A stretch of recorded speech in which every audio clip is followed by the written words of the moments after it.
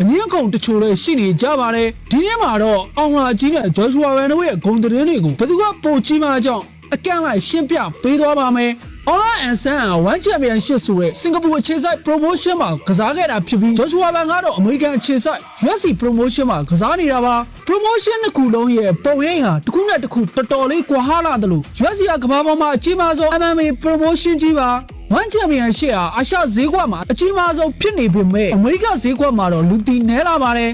UFC ကတော့အမေရိကဈေးကွက်အပြင်အာရှဈေးကွက်မှာပါသူ့ရဲ့ဂုဏ်သတင်းကမသိသူမရှိသလောက်ကြော်ကြားတာပါ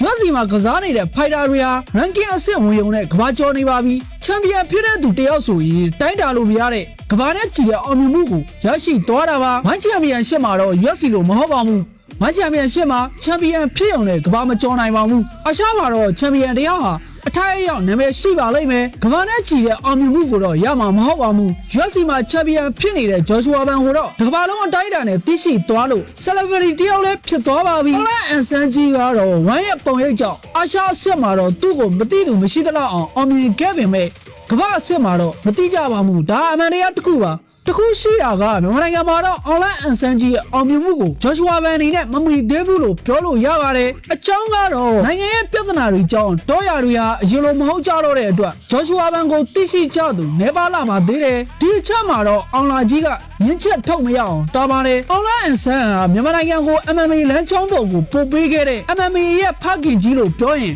ဘန်ကိုတော့ MMA ရဲ့ပြိုင်ဘက်ကင်းပင်ကြီးလို့ပြောရပါလိမ့်မယ်